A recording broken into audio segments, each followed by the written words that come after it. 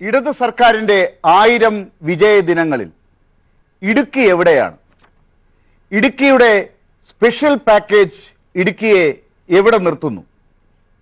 നാണ്യവിളകളുടെ ഇടുക്കി, മലയോര കർഷകരുടെ ഇടുക്കി, ടൂറിസം ഭൂപടത്തിൽ കേരളത്തിന് പ്രത്യേകം അടയാളപ്പെടുത്താൻ മൂന്നാർ പോലെയുള്ള പ്രദേശങ്ങൾ ഉള്ള ഇടുക്കി, പ്രളയം തകർത്ത ഈ ഇടുക്കിയെ കരകയറ്റാൻ ഡോക്ടർ തോമസ് ഐസക്കിന്റെ സ്പെഷ്യൽ പാക്കേജ് ഇടുക്കിയെ എവിടേക്ക് നയിക്കുന്നു എന്ന് 1000 വിജയ ദിനങ്ങളിൽ ഇടത് സർക്കാരിന് പറയാനുണ്ട്.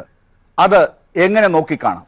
നമ്മളോടൊപ്പം ചർച്ചയിൽ ഉള്ളത് മുതിർന്ന മാധ്യമപ്രവർത്തകൻ MJ ബാബു, മുതിർന്ന സാമ്പത്തിക വിദഗ്ധ ഡോക്ടർ മേരി ജോർജ്, മാധ്യമപ്രവർത്തകനും സാമ്പത്തിക വിദഗ്ധനുമായ ശ്രീ ജോർജ് ജോസഫ്, ഒപ്പം കാർഷിക സർവകലാശാലയിലെ റിട്ടയർഡ് പ്രൊഫസറും ഗവേഷണ വിഭാഗത്തിലെ അസോസിയേറ്റ് ഡയറക്ടറുമായിരുന്ന പ്രൊഫസർ സുബ്രഹ്മണ്യ അയ്യർ എന്നിവർ.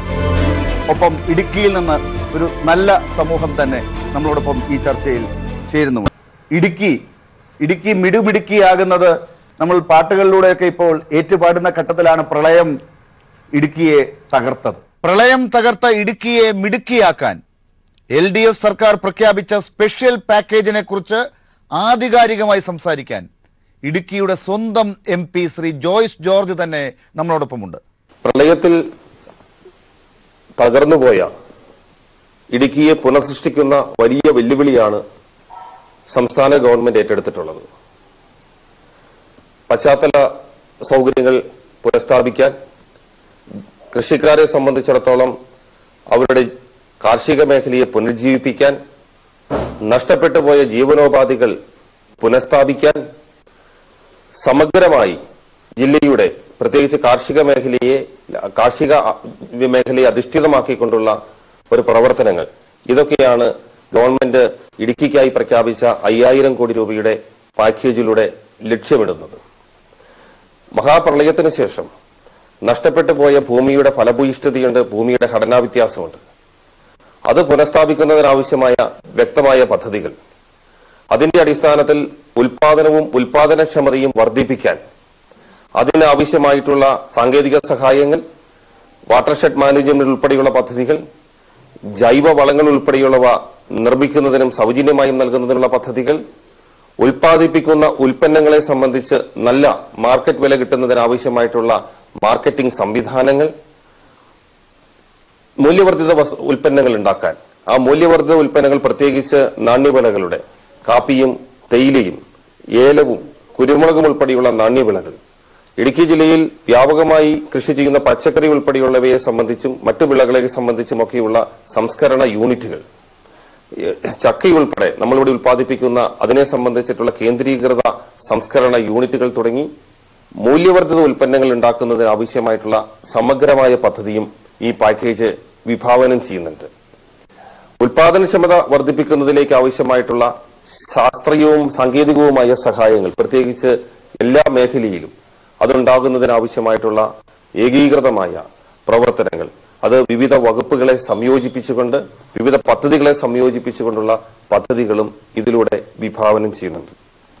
റീബിൽഡ് കേരളയുടെ ഭാഗമായി നമ്മളുടെ നഷ്ടപ്പെട്ടു പോയിട്ടുള്ള പശ്ചാത്തല സൗകര്യങ്ങൾ അത് ഏറ്റവും നല്ല നിലവാരത്തിൽ, അന്തർദേശീയ നിലവാരത്തിൽ തന്നെ പുനർനിർമ്മിക്കുന്നതിനാവശ്യമായിട്ടുള്ള പദ്ധതികളാണ് ഈ നമ്മളുടെ ഇടുക്കി പാക്കേജ് കൊണ്ട് ഉദ്ദേശിക്കുന്നത്.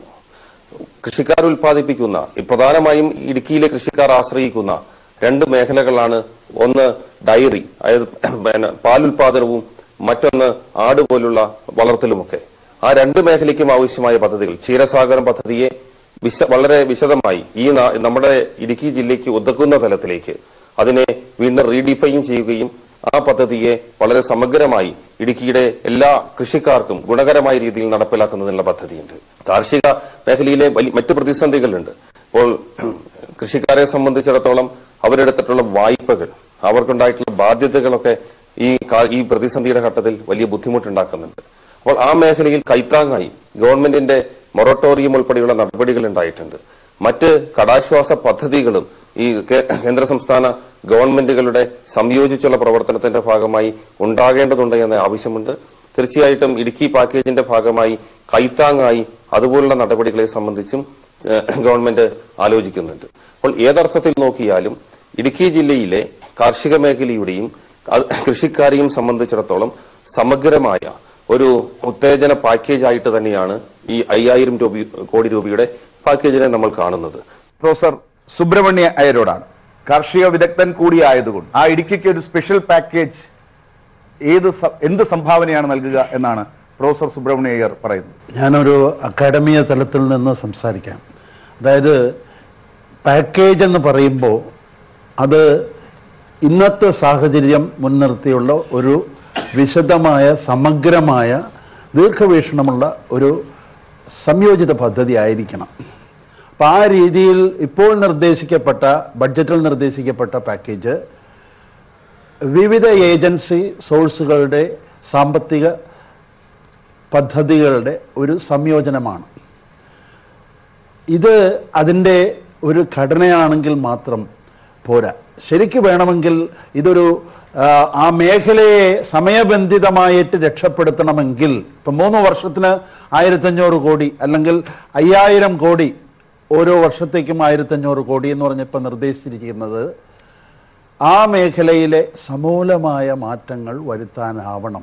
അതിന് വിശദമായ DPR പ്രോജക്റ്റ് റിപ്പോർട്ട്, വികസന സൂചകങ്ങൾ, മോണിറ്ററിംഗ് ആൻഡ് ഇവാലുവേഷൻ സമയബന്ധിതമായിട്ട് നടപ്പാക്കണം. നമ്മുടെ പാക്കേജുകൾക്കെല്ലാം വരുന്ന പോരായ്മ എന്ന് പറയുന്നത് കടലാസിൽ ഒതുങ്ങുന്നത് കൊണ്ടാണ്. വിവിധ വകുപ്പുകളുടെ ഏകോപനമില്ലായ്മയാണ്. അതെല്ലാം ഇതിൽ ഒഴിവാക്കണം.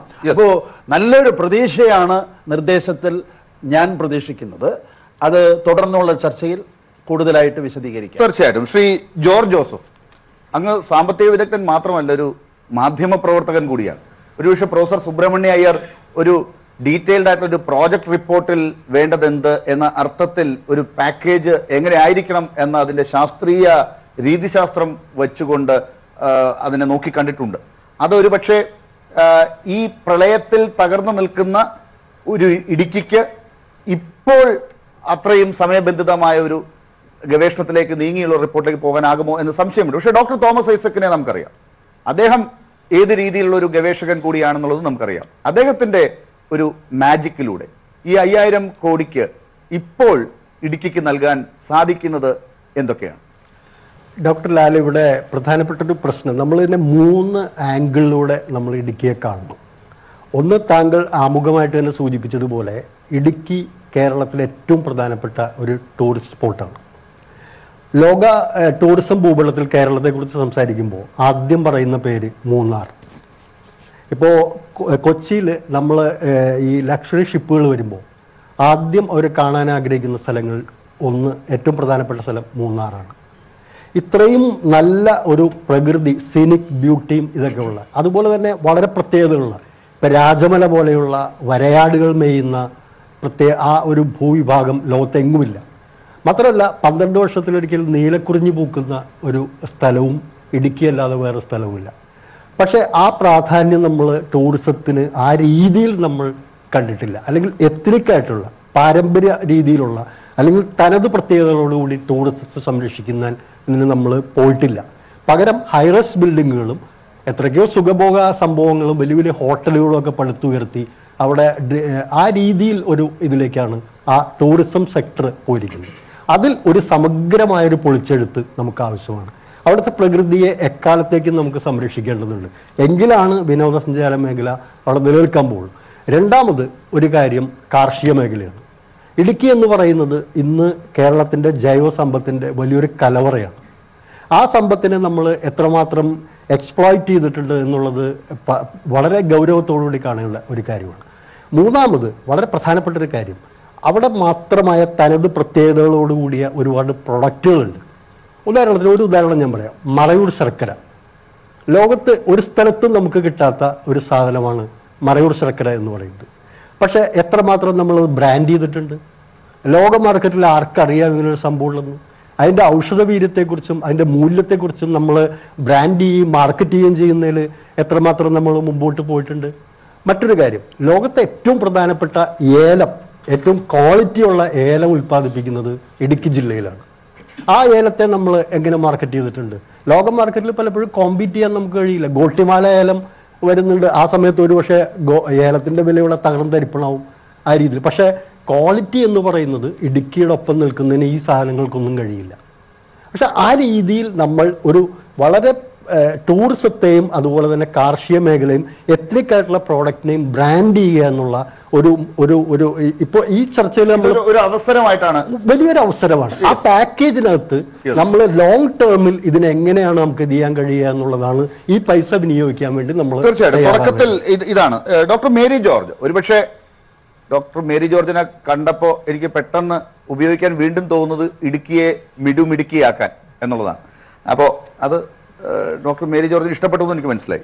പക്ഷെ എന്നാൽ ഇടുക്കിക്ക് അതിനെ എങ്ങനെയാണ് ഇഷ്ടം വരുന്നത്, അതുപോലെ ഡോക്ടർ മേരി ജോർജ് അങ്ങനെ ഒരു മിടുക്കിയാക്കണം ഇടുക്കിയെ. അത് പാട്ടിന് വേണ്ടി മാത്രമുള്ള വാക്കല്ല. കാരണം മിടുക്കിയാണ് ഇടുക്കി. ഇടുക്കിക്ക് അതിനുള്ള അർഹതയുണ്ട്. ഇവിടെ ചൂണ്ടിക്കാട്ടിയ എല്ലാ ക്വാളിറ്റീസും ഉണ്ട്.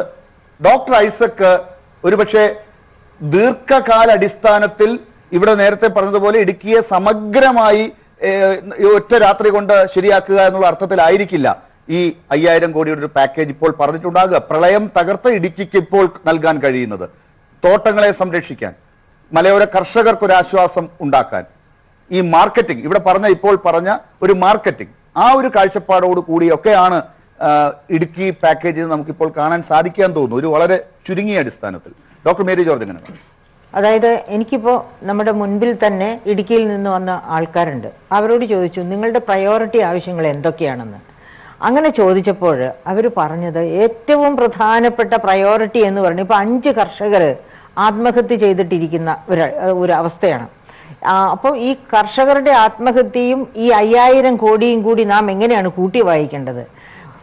ഫ്ലഡ് ഡിവാസ്റ്റേറ്റഡ് ആയിട്ടുള്ള കേരളത്തിൽ ഏറ്റവും കൂടുതൽ കാർഷിക വിളകൾക്ക് നഷ്ടം സംഭവിച്ച 2 ജില്ലകൾ, 3 ജില്ലകൾ പറയാം.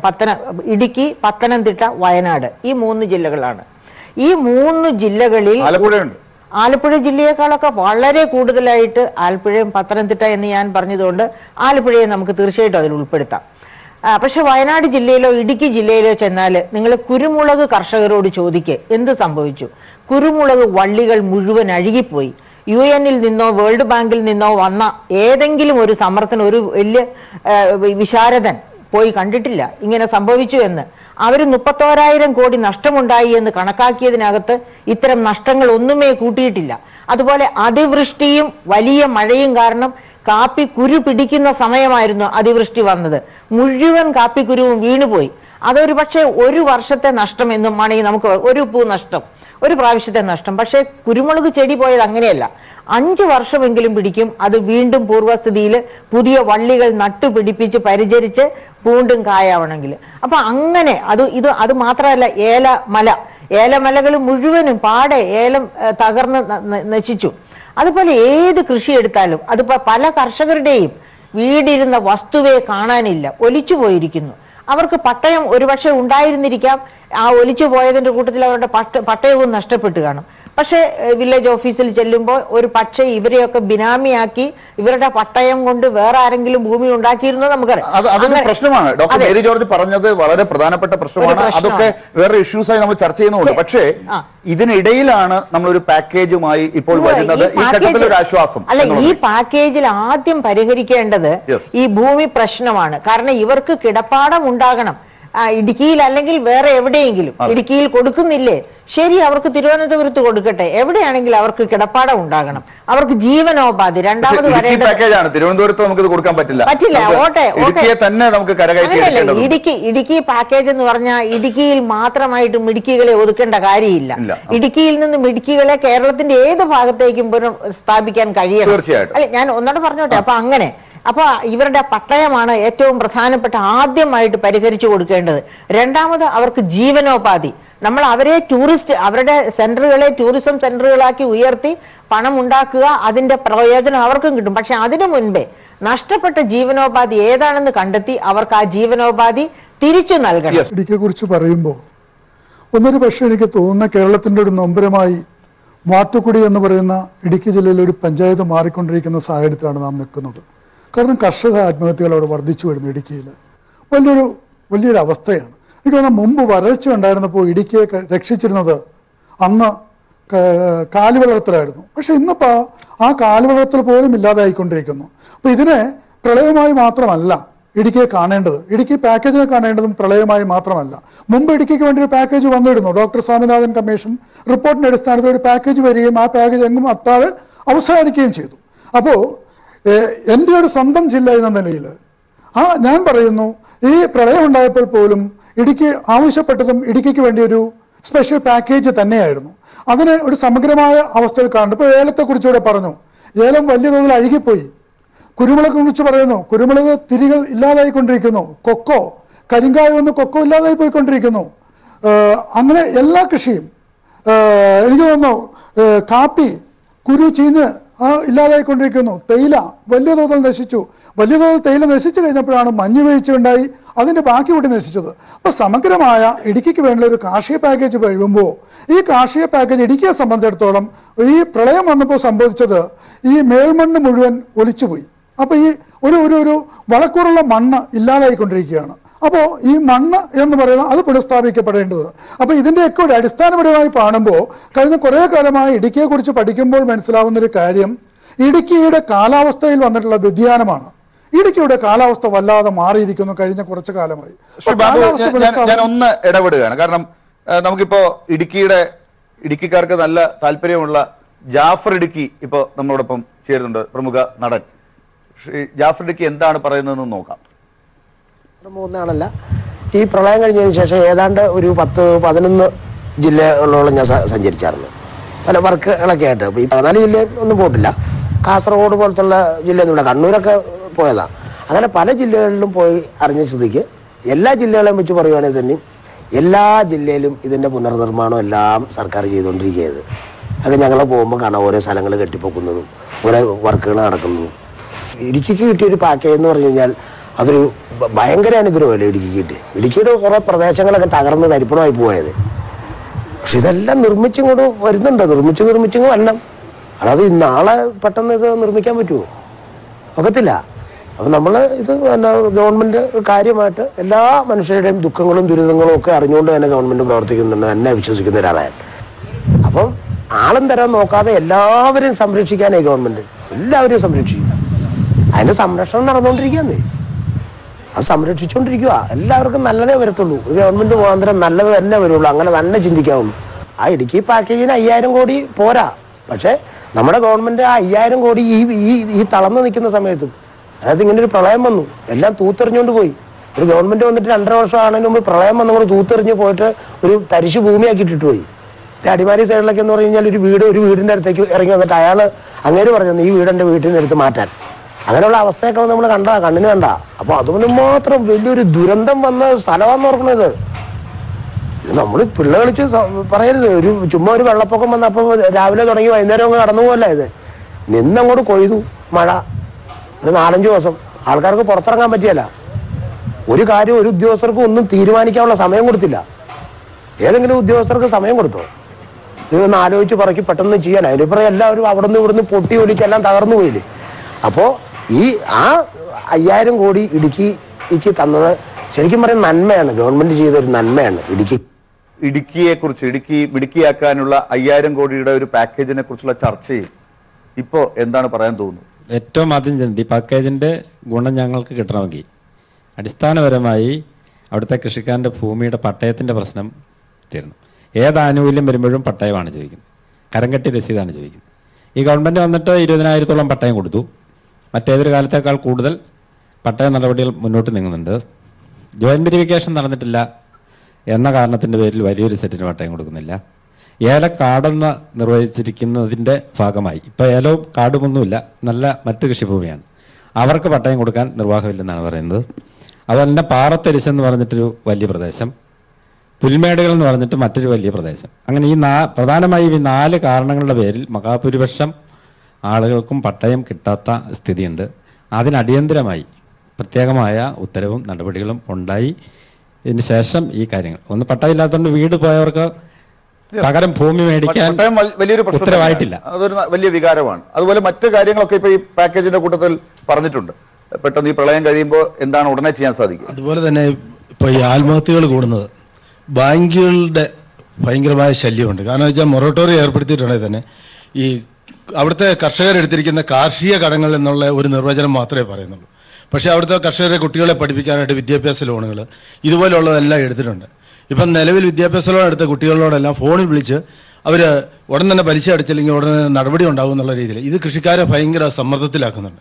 അപ്പോൾ കൃഷിക്കാരെടുത്തിരിക്കുന്ന ലോണുകൾക്കെല്ലാം ഒരു താൽക്കാലിക സമാശ്വാസം, ഇത് എഴുതി തള്ളണമെന്നൊന്നും നമ്മൾ പറയുന്നില്ല, പക്ഷേ ഇത് അടയ്ക്കാനുള്ള ഇപ്പോൾ മുകളിലല്ല താഴെയല്ല എന്നുള്ള നിലയ്ക്കിലാണ് കൃഷിക്കാരിരിക്കുന്നത്. ഒരു സാധനം വിൽക്കാനില്ല, ഒരു സാധനത്തിന് വിളവില്ല, ഒരു കാര്യമില്ല. അപ്പോൾ ഇത് അടയ്ക്കാനായിട്ടാണെങ്കിലും കൃഷിക്കാരനുണ്ടാകണത് അതിനുള്ളൊരു സാവകാശമെങ്കിലും ഉണ്ടാക്കി തരാനുള്ള ഒരു സംവിധാനം ഈ പാക്കേജിൽ കൂടെ ബാങ്കുകാർക്ക് പലിശ കൊടുക്കണം. അത് സർക്കാർ അതിനൊരു നടപടി ഉണ്ടാക്കിയിട്ട് ഞങ്ങൾക്ക് 1 വർഷമോ 2 വർഷമോ അതിനൊരു സാവകാശം ഉണ്ടാക്കി തരാനുള്ള സംവിധാനം ഉണ്ടാക്കി തരും. ബാങ്ക് വേറൊരു ഗ്രഹത്തിൽ നിന്ന് വന്നതുപോലെ ആളുകളെ കാണാൻ പാടില്ല.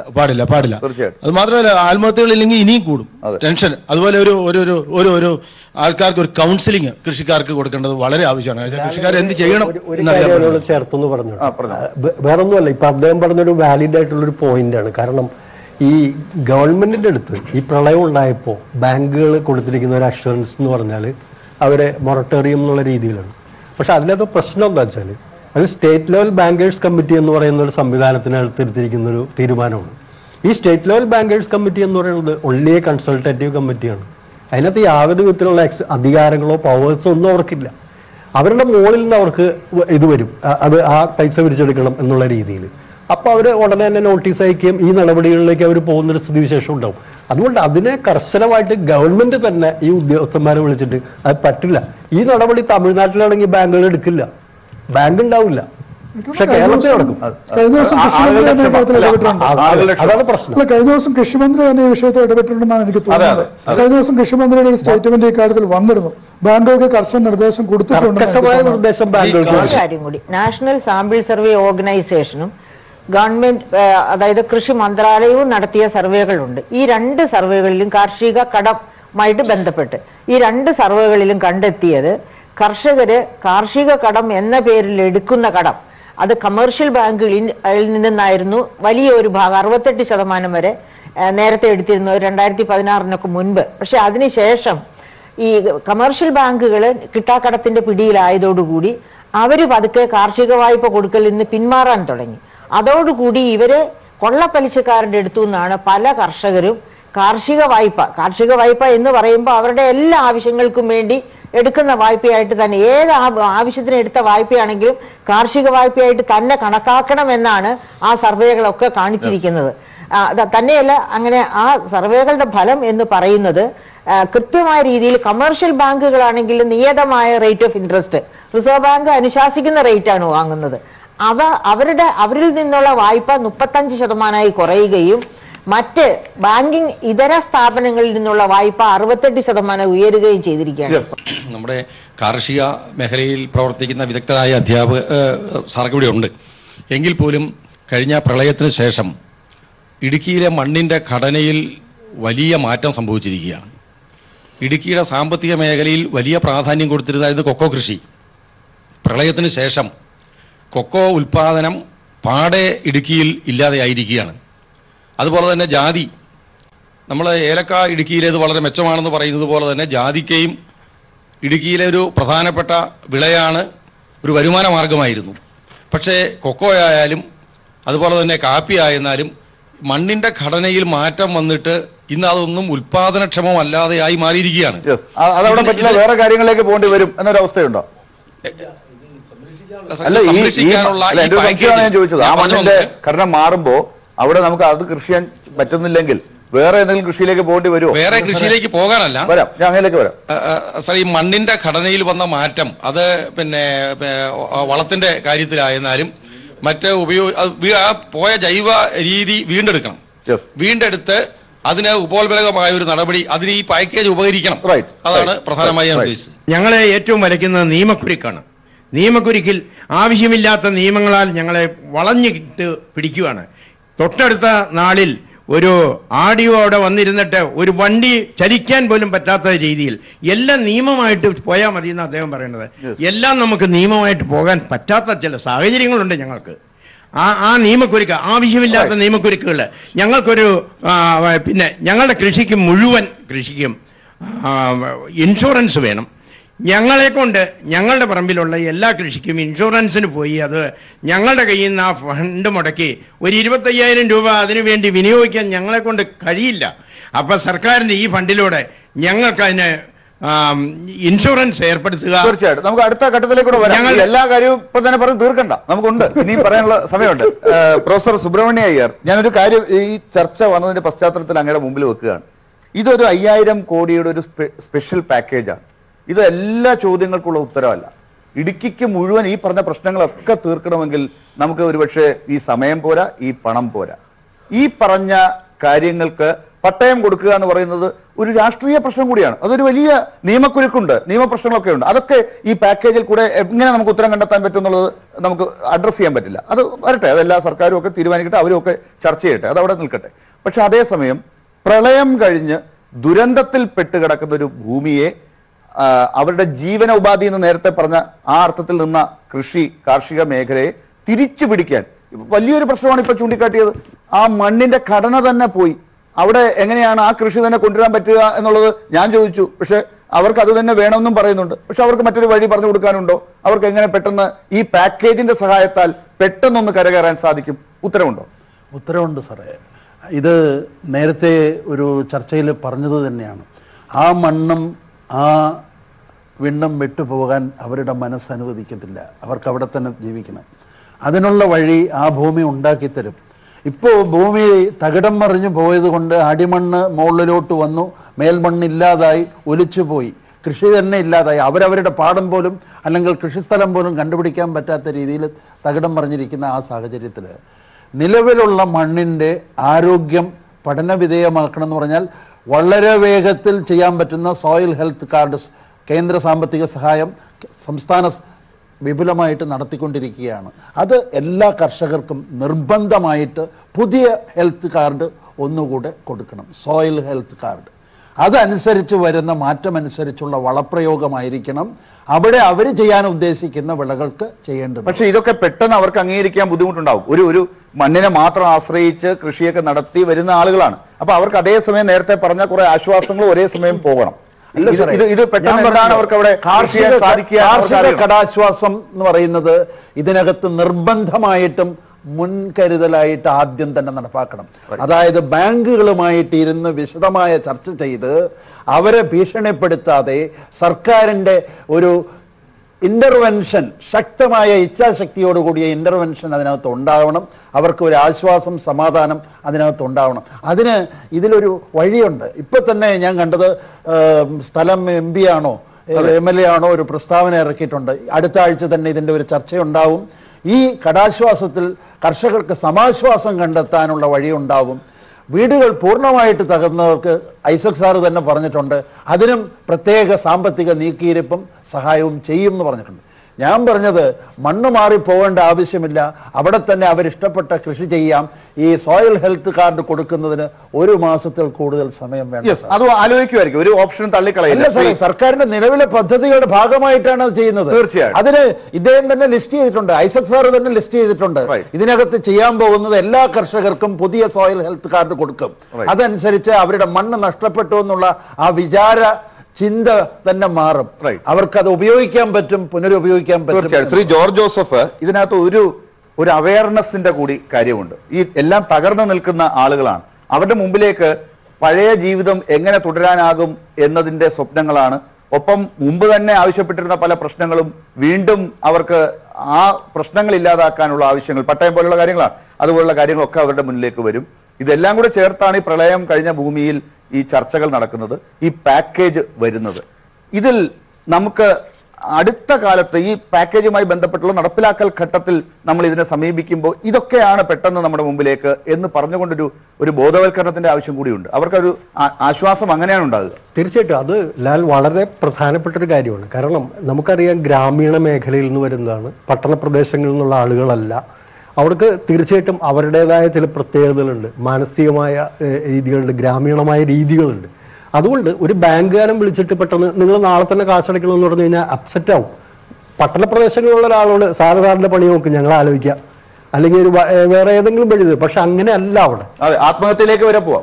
അതുകൊണ്ട് മാനസിക സമ്മർദ്ദം വളരെയധികം ഈ പ്രളയത്തിന് ശേഷം ഇടുക്കിയിൽ മാത്രമല്ല അത് അനുഭവിക്കുന്ന പല ആളുകളെയും നമുക്കറിയാം.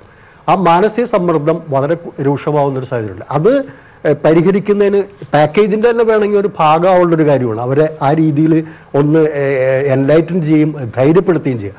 പിന്നെ ഇപ്പം നമുക്ക് എംപ്ലോയ്മെൻറ്റ് ജനറേഷൻ എന്ന് പറയുന്ന തൊഴിലവസരങ്ങൾ എന്ന് പറയുന്നൊരു സംഭവം ഇടുക്കിക്ക് ആവശ്യമാണ്. തൊഴിൽ മേഖലയാണ് തകർന്ന് പോയിരിക്കുന്നത്.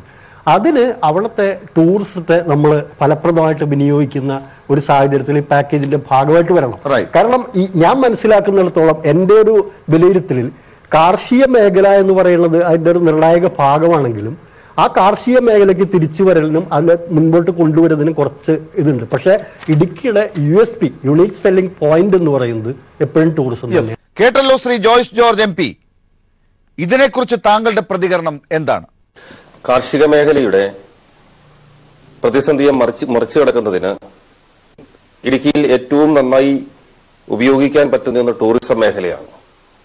ആ ടൂറിസം സാധ്യതകളെ നന്നായി ഉപയോഗിക്കുന്നതിന് വേണ്ടി അന്തർദേശീയ നിലവാരത്തിലുള്ള ടൂറിസം സൗകര്യങ്ങൾ, അമ്യൂണിറ്റീസ്, അത് ഇവിടെ ലഭ്യമാക്കും. അതിനാവശ്യമായിട്ടുള്ള ക്ലസ്റ്റർ തലത്തിലുള്ള ഒരു സമീപനം അതുണ്ടാവുകയും ടൂറിസം ക്ലസ്റ്ററുകളും സർക്യൂട്ടുകളും ഈ മൊത്തത്തിൽ ടൂറിസത്തിന് അനിവാര്യമായ രീതിയിൽ രൂപീകരിക്കുകയും ഇടുക്കി ആകെ ഒരു ടൂറിസം പ്രോഡക്റ്റായി ബ്രാൻഡ് ചെയ്യുകയും അത് ലോകത്തിനു മുമ്പിൽ അവതരിപ്പിക്കുകയും ചെയ്യുമ്പോൾ എല്ലാ മേഖലയിലുള്ള ആളുകൾക്കും ടൂറിസത്തിന്റെ സാധ്യതകൾ ഉപയോഗിക്കാൻ പറ്റും. പ്രത്യേകിച്ച് ഫാം ടൂറിസത്തിന്റെ സാധ്യതകളുണ്ട്. കൃഷിക്കാരെ സംബന്ധിച്ചിടത്തോളം ഇടുക്കിയുടെ പ്രത്യേക ഭൂമിശാസ്ത്രപരമായ പ്രത്യേകതയിലുണ്ടാകുന്ന പ്രത്യേകിച്ച് ഏലം പോലുള്ള കാർഷിക വിളകൾ, അതിന്റെയൊക്കെ നല്ല നിലയിലുള്ള വിപണനം, അതിന്റെ സാധ്യതകളെ ആകെ ഉപയോഗിക്കാൻ പറ്റുന്ന ടൂറിസത്തിന്റെ സൗകര്യങ്ങൾ മുഴുവൻ ആളുകൾക്കും ലഭ്യമാക്കുന്ന തരത്തിലേക്കുള്ള സമഗ്രമായ ടൂറിസം പദ്ധതിയും ഇടുക്കി പാക്കേജിന്റെ ഭാഗമാണ്. അതും ഇടുക്കിയുടെ ഈ അതിജീവനത്തിന് വേണ്ടിയുള്ള പരിശ്രമങ്ങൾക്ക് കരുത്തേക്കും. കാർഷിക മേഖലയെ പറ്റി അല്പം കൂടി പറഞ്ഞോട്ടെ. ഇവർക്ക് നേരത്തെ ഈ മണ്ണ് പരിശോധന, ഹെൽത്ത് കാർഡ് എന്ന് പറഞ്ഞപ്പോൾ, അതായത് സാധാരണ രീതിയിൽ കൃഷിക്ക് ആവശ്യമുള്ളത് നൈട്രജൻ, പൊട്ടാസ്യം, ഫോസ്ഫേറ്റ്, ഈ 3 മിനറൽസുമാണ്. അപ്പം ഇത് നഷ്ടപ്പെട്ടിട്ടുണ്ടാവും ടോപ്പ് സോയിൽ ഒലിച്ചു പോയപ്പോൾ. അപ്പോൾ ഏത് കൃഷിയാണ്, ഇപ്പം ജാതി തന്നെയാണെങ്കിൽ അതിന് ഏതാണ് കൂടുതൽ? ഇപ്പം തെങ്ങാണെങ്കിൽ ഞാൻ കൃത്യമായിട്ട് പറയാം, nitrogen 1 kilo, phosphate 1/2 kilo, potassium 2 kilo. അതായത് പൊട്ടാസ്യമാണ് 4 ഇരട്ടി വേണ്ടത്. ആ തരത്തിൽ ഓരോ ക്രോപ്പിനുമുണ്ട് രീതികൾ. ആ രീതികൾ വളരെ കൃത്യമായിട്ട് ഈ സോയിൽ ഹെൽത്ത് കാർഡ് വഴിയായിട്ട് അവിടുത്തെ മണ്ണ്, ഇടുക്കിയിലെ മണ്ണിൻ്റെ ഏതാണ് കൂടുതലുള്ളത്, ഏതാണ് കുറഞ്ഞു നിൽക്കുന്നത് എന്ന കാര്യങ്ങൾ മനസ്സിലാക്കിക്കൊണ്ട് പറ്റും. അവിടെ ഡോക്ടർ മേരി ജോർജ് ഒരു കാര്യം കൂടിയുണ്ട്. അതായത് ഈ കാർഷിക മേഖലയെ നമുക്ക് പഴയതുപോലെ ഇടുക്കിയിൽ വീണ്ടും കാണുമ്പോൾ ഒരു പ്രളയത്തിന്റെ ദുരന്തത്തിന്റെ പശ്ചാത്തലത്തിലാണ് നമ്മൾ അതിനെ വീണ്ടും റീലുക്ക് ചെയ്യേണ്ടത്. അവിടെ നമ്മൾ പഴയ ഒരു രീതി തന്നെ അവലംബിക്കാൻ പറയുന്നതും ചിലപ്പോൾ ശാസ്ത്രീയമാകില്ല. അവിടെ ഒരുപക്ഷെ സുബ്രഹ്മണ്യ പറയാനുണ്ടാവും. പക്ഷെ അവിടെ നമുക്ക് എക്കോ ഫ്രണ്ട്ലി ആയിട്ടുള്ള പരിസ്ഥിതി സൗഹൃദപരമായ ചില കാര്യങ്ങൾ വേണം. അപ്പോൾ നിയമത്തിന്റെ പ്രശ്നം നേരത്തെ പറഞ്ഞു. ചിലപ്പോൾ ഇടുക്കിക്ക് ചില നിയമത്തിന്റെ റിലാക്സേഷൻ വേണ്ടി വരും. പക്ഷെ ചിലപ്പോൾ എല്ലാം നമുക്ക് വിട്ടുകൊടുക്കാനും സാധിക്കില്ല. അതും അവരെ മനസ്സിലാക്കി കൊടുക്കേണ്ടതുണ്ട്. അതായത് കസ്തൂരി രംഗൻ റിപ്പോർട്ടിലകത്തേക്ക് പോകണം. നമുക്ക് ഈ പാക്കേജ് ആണ് നമ്മുടെ പ്രശ്നം. ഇതിനേക്കാൾ വലിയ പ്രശ്നങ്ങൾ ഇടുക്കിയിലുണ്ട്. ഓർമ്മിപ്പിക്കുകയാണ് പാനലിസ്റ്റുകൾ എല്ലാവരെയും, നമുക്ക് ഇടുക്കിയിൽ ഒരുപാട് പ്രശ്നങ്ങളുണ്ട്. ആ പ്രശ്നങ്ങളിലേക്ക് നമുക്ക് പോകാതെ ഇപ്പോൾ ഈ പാക്കേജിലൂടെ നമുക്ക് എന്ത് സമീപിക്കാം? അതാ ഞാൻ പറയുന്നത്, ഗവൺമെന്റ് തന്നെ പറഞ്ഞിരിക്കുന്നു അങ്ങനെയുള്ള ചില മേഖലകൾ ഉണ്ടെങ്കിൽ നമ്മൾ സോയിൽ ഹെൽത്ത് കാർഡ് കൊണ്ട് പഴയ കൃഷി തന്നെ പുനഃസ്ഥാപിക്കണമെന്ന് വാശി പിടിക്കാൻ പറ്റില്ല. അത് അവിടെയൊക്കെ നമ്മൾ ഇളവ് കൊടുക്കേണ്ടി. അത് നിങ്ങൾ എല്ലാവരും കൂടെ കൂടിയിരുന്ന്, അതായത് അവിടുത്തെ കർഷകർ കൂടിയിരുന്ന് ഇത്തരം കാര്യങ്ങളിൽ നാം എന്ത് ചെയ്യണം, നമുക്ക് എങ്ങനെ എന്നുള്ള ഒരു സമന്വയത്തിൽ എത്തണം ഗവൺമെന്റുമായി ചേർന്ന്. പക്ഷേ അതിന് ഒരു കൃത്യമായ ഇടപെടൽ വേണം. നേരത്തെ പറഞ്ഞു അതിനായിട്ട് ഞാൻ പറയാണ് ഒരു കാര്യം കൂടെ പറയാനുണ്ട്. പരിസ്ഥിതി സംരക്ഷണവും കാർഷിക മേഖലയും ഒഴിവാക്കാതെയുള്ള ഒരു വികസനമേ അവിടെ സാധ്യമാവുകയുള്ളൂ. അതിൽ ടൂറിസം മേഖലയോ നിലവിലുള്ള സംരക്ഷണത്തിൻ്റെ മെച്ചപ്പെടുത്തലുകളോ ഒന്നും വേണ്ടെന്നല്ല, അതിതിൻ്റെ കൂട്ടത്തിൽ പോകണമെന്ന് മാത്രമേ ഉള്ളൂ. അല്ലാതെ മറ്റത് ഒഴിവാക്കി ഇതിന് മുൻതൂക്കം കൊടുക്കാൻ സാധ്യമല്ല. ഇടുക്കിയിലെ പ്രധാന ഇഷ്യൂ എന്ന് പറയുന്നത് കുരുമുളകും കാപ്പിയും പറഞ്ഞ കൊക്കോയും ജാതിയും ഏലവും തന്നെയാണ്. ഏലം തന്നെയാണെങ്കിൽ പോലും ഏലവും ഒരു വേറെ ഭാഗത്ത് നിൽക്കുന്നു. പക്ഷേ ഇടുക്കിയുടെ ആത്മാവ് എന്ന് പറയുന്ന കൃഷി തന്നെയാണ്. ഈ കാർഷിക മേഖലയുടെ പുനരുദ്ധാരണമാണ് ഇടുക്കിയുടെ നിലനിൽപ്പിൻ്റെ ആവശ്യം. അപ്പോൾ അവിടെ റീപ്ലാന്റ് ചെയ്യണം. പുനർകൃഷി അല്ലാതെ വേറൊരു ഓപ്ഷൻ അവിടെ ഇല്ല. ഈ പുനർകൃഷിക്ക് എത്ര വർഷം വേണ്ടി വരും? ആ വർഷക്കാലത്തേക്ക് ഇവരെ എങ്ങനെ മുമ്പോട്ട് കൊണ്ടുപോകാൻ കഴിയും? ആ പുനർകൃഷിക്ക് മുമ്പോട്ട് കൊണ്ടുപോകാൻ കഴിയണമെങ്കിൽ അതിനെന്താണ് ഒരു ബദൽ? ആ ബദൽ എന്ന് പറയുന്നത്, എനിക്ക് തോന്നുന്ന ബദൽ അവിടെ ഈ കൃഷിയിതര ഞാൻ ഉദ്ദേശിക്കുന്നത് കന്നുകാലി വളർത്തലോ കോഴി വളർത്തൽ തുടങ്ങിയ വരുമാനം സൈഡ് എന്നുള്ള നിലയിൽ ആ ഒരു വരുമാനത്തിലൂടെ പ്രോത്സാഹനം നൽകുകയും ഒപ്പം ഈ പുനർകൃഷിക്ക് വേണ്ടിയിട്ടുള്ള വായ്പ, പലിശരഹിത വായ്പ, വിത്തും വളവും സൗജന്യമായി നൽകുക, അത്യുൽപാദന ശേഷിയുള്ള വിത്ത് തുടങ്ങിയ പ്രശ്നങ്ങൾ നൽകി അതിനെ തിരിച്ചു കൊണ്ടുവരാൻ കാർഷികർ ഈ കൃഷി രംഗത്തേക്ക് വരെ തിരിച്ചു കൊണ്ടുവരാൻ കഴിയണം. ഒപ്പം പരിസ്ഥിതി സൗഹാർദ്ദമാവണം. കാരണം ഞാൻ നേരത്തെ സൂചിപ്പിച്ചെടുത്ത് നിൽക്കുന്നു, കാലാവസ്ഥാ വ്യതിയാനം ഇടുക്കിയിൽ വലിയ ഘടകം തന്നെയാണ്. കർഷകർ പറയട്ടെ, നേരത്തെയുള്ള രീതി മാറിയിരിക്കുന്നു ഇടുക്കിയിൽ. അപ്പോൾ കാർഷിക രീതിയിലുള്ള മാറ്റങ്ങൾ, ഇപ്പോഴുള്ള പരിസ്ഥിതി സൗഹാർദ്ദ കൃഷി രീതി മാറണം. അതിനു വേണ്ടിയിട്ടാണ് അവിടെ ഹാരേജ് മൗണ്ടൻ ലാൻഡ്സ്കേപ്പ് പ്രൊജക്ട് എന്ന് പറയുന്ന ഒരു വലിയ പദ്ധതി കൊണ്ടുവന്നു. ആ പദ്ധതിയിൽ പറയുന്നുണ്ട്, ആവാസ വ്യവസ്ഥയിലുണ്ടായ മാറ്റത്തെക്കുറിച്ച് പറയുന്നുണ്ട്, അവിടെ ഉണ്ടായ പ്രകൃതി വിഭവത്തിലുണ്ടായ ചൂഷണത്തെക്കുറിച്ച് പറയുന്നുണ്ട്. ഇതെല്ലാം കൂടി പരിഗണിച്ച് വേണം ഈ പദ്ധതിയെക്കുറിച്ച് ചർച്ച ചെയ്യേണ്ടത്. ആദിവാസികൾ ഏറ്റവും കൂടുതലുള്ള രണ്ടാമത്തെ ജില്ലയാണ് ഇടുക്കി ജില്ല. അവിടെ ആദിവാസികളെ സഹായിക്കേണ്ടതുണ്ട്. അതുപോലെ തന്നെ ഈ പാക്കേജുമായി ബന്ധപ്പെട്ട് പറഞ്ഞിട്ടുള്ള കാര്യങ്ങൾ വളരെ പെട്ടെന്ന്, സാർ തന്നെ ചോദിച്ചാൽ വളരെ പെട്ടെന്ന് എങ്ങനെ ഡെവലപ്പ് ചെയ്യാം, വളരെ പെട്ടെന്ന് ഡെവലപ്പ് ചെയ്യാവുന്നൊരു കാര്യം എന്ന് പറഞ്ഞാൽ കന്നുകാലി വളർത്തലിന് സഹായം കൊടുക്കുക. പച്ചക്കറി, പാല്, മുട്ട, ഇറച്ചി, ഈ 3 വിഭാഗങ്ങൾക്ക് വലിയ സഹായം കൊടുത്തെന്നാൽ പശുവിനെ ഇന്ന് മേടിച്ചാൽ നാളെ ആദായം കിട്ടും. കോഴിയെ മേടിച്ചാലും അതേപോലെ തന്നെയാണ്. 10-15 ദിവസം കൊണ്ട് മുട്ടക്കോഴി പ്രോജക്റ്റ് നടപ്പാക്കിയ ഒരു അനുഭവത്തിൽ എന്ന് പറയാണ്. അങ്ങനെ ഈ 3-4 കാര്യത്തിന് ഈ പാക്കേജുമായി ബന്ധപ്പെട്ട് പരിഗണന കൊടുത്താൽ വളരെ പെട്ടെന്ന് കൃഷിക്കാർക്കൊരാശ്വാസം കിട്ടുന്ന നിലയിലേക്ക് എത്താൻ കഴിയും. പിന്നെ ഇവിടെ സൂചിപ്പിച്ചിട്ടുള്ള മറ്റു കാര്യങ്ങൾ, കൊക്കോ, വലിയ വരുമാനമുള്ള ദൈനംദിനം എല്ലാ ദിവസവും വരുമാനം കിട്ടുന്ന ഒരു വിളയാണ് കൊക്കോ. അത് ഇടുക്കിയിലെ കൊക്കോ ഏറ്റവും ഗുണനിലവാരമുള്ള കൊക്കോയാണ്. അതിനെ ബ്രാൻഡ് ചെയ്യാം. വണ്ടമ്മയുടെ ഏലം, ലോകത്തെ ഏറ്റവും ഉയർന്ന ഗുണനിലവാരമുള്ള ഏലമാണ് വണ്ടമ്മയുടെ ഏലം. അതിനെ ബ്രാൻഡ് ചെയ്യാം. തേയില ചെറുകിട കൃഷിക്കാർ ഒരുപാടുണ്ട്. സഖ്യ ടീ മുഖ്യമന്ത്രി തന്നെ ഉദ്ഘാടനം ചെയ്തതാണ്. അവരും വലിയ പ്രതിസന്ധിയിലാണ്, മാർക്കറ്റില്ല. ഗവൺമെന്റ് തന്നെ ഈ ബ്രാൻഡ് ചെയ്ത് അതിന് മാർക്കറ്റിങ്ങിനുള്ള ഇടപെടൽ ഈ പാക്കേജിങ്ങിന്റെ ഭാഗമായി ഉണ്ടാവണം. അതുപോലെ തന്നെ നമ്മുടെ ഇടുക്കി കുരുമുളക്, ഏറ്റവും കൂടുതൽ ലോകത്തെ ഓയിലുള്ള കുരുമുളകാണ് രാജകുമാരി മുളക്.